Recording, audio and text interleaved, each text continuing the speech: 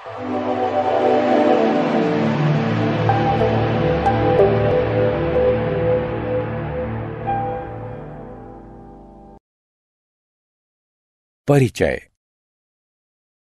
यह शरद ऋतु की एक सुहानी शाम है। रश्मि अपने बगीचे में टहल रही है। अचानक वह अपने दाहिने गाल पर कुछ चुभन सी महसूस करती है। उसकी पहली प्रतिक्रिया यह है कि वो अपने गाल पर एक चांटा मारती है। जैसे ही वो हाथ हटाती है तो उसे एक मधुमक्खी जमीन पर मरी हुई मिलती है। रश्मि को बहुत ज्यादा दर्द हो रहा है। वह डॉक्टर के पास चिकित्सीय सहायता लेने के लिए भागती है। अभी आपने बाहरी प्रभाव के लिए रश्मि की पहली प्रतिक्रिया देखी। इस अध्याय में आप सजीव वस्तुओं तथा उनकी विशेषताओं के बारे में और अधिक जानेंगे। आओ सीखें। सजीव व निर्जीव वस्तुओं के बीच अंतर करना। श्वसन, वृद्धि, उद्दीपन और प्रतिक्रिया, जनन और प्रकाश संश्लेषण को परिभाषित करना। शाकाहारी, मांसाहारी तथा सर्वाहारी के बीच अंतर करना। सजीव वस्तुएं।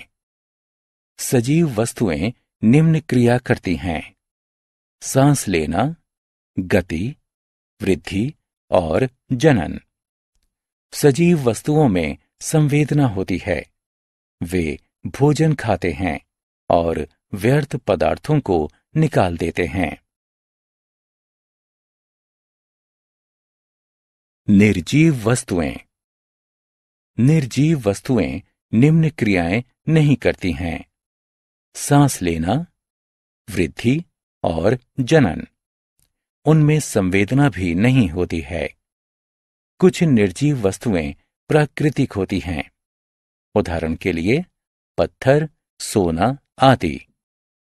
कुछ निर्जीव वस्तुएं सजीव वस्तुओं से प्राप्त की जाती हैं, जैसे शहद, रेशम आदि।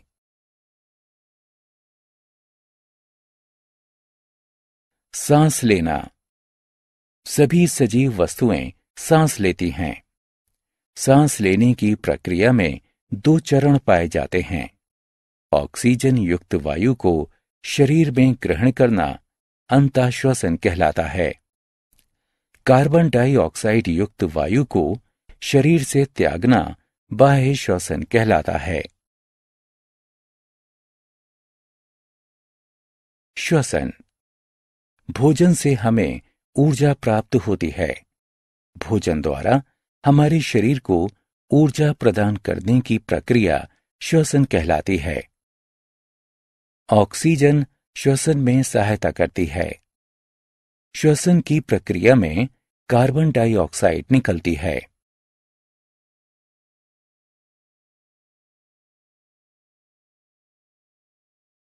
वृद्धि। समय के साथ साथ सभी सजीव वस्तुएं बढ़ती हैं। कुछ सजीव वस्तुएं समय के साथ तेजी से तथा ज्यादा बढ़ती हैं। उदाहरण के लिए घोड़े, मनुष्य आदि। कुछ सजीव वस्तुएं समय के साथ अपनी अवस्था परिवर्तित कर लेती हैं। उदाहरण के लिए तितली इत्यादि। उद्दीपन, प्रतिक्रिया। सभी सजीव वस्तुएं अपने आसपास के बदलाव को महसूस करती हैं। कोई भी बाहरी प्रभाव जिसके कारण एक सजीव वस्तु प्रतिक्रिया करती है, उद्दीपन कहलाता है। एक बाहरी प्रभाव के लिए एक सजीव वस्तु द्वारा की गई प्रतिक्रिया को अनुक्रिया कहते हैं। उदाहरण के लिए जब आप गलती से एक गर्म तवा छू लेते हैं तो तुरंत आप अपना हाथ हटा लेते हैं। गर्म तवे से निकलने वाली ऊष्मा एक उद्दीपन है। गर्म तवे से हाथ हटाने का कार्य एक प्रतिक्रिया है। गति। सजीव वस्तुएं गति दर्शाती हैं। पक्षी हवा में उड़ते हैं, मछलियां पानी में तैरती हैं और जंतु दौड़ते हैं। पौधे इसका एक अपवाद हैं। यद्यपि वे सजीव हैं, किंतु वे एक स्थान से दूसरे स्थान पर गति नहीं कर सकते हैं। दूसरी तरफ निर्जीव वस्तुएं स्वयं कोई गति नहीं दर्शाती हैं। जनन। सभी सजीव बच्चे पैदा कर सकते हैं। यह प्रजनन कहलाता है। जनन द्वारा सजीव वस्तुएं अपनी संख्या बढ़ाती हैं। प्रकाश संश्लेषण। एक प्रक्रिया के माध्यम से पौधे अपना भोजन पत्तियों द्वारा बनाते हैं, जो कि प्रकाश संश्लेषण कहलाती है। सूर्य के प्रकाश में पौधों की पत्तियां वायु से कार्बन डाइऑक्साइड तथा जड़ों से पानी लेकर उसे भोजन में बदल देती हैं। प्रकाश संश्लेषण के दौरान ऑक्सीजन निकलती है। भोजन के स्रोत। कुछ जंतु अपना भोजन पेड़ पौधों से प्राप्त करते हैं। वे शाकाहारी कहलाते हैं। गाय और हाथी शाकाहारी के उदाहरण हैं।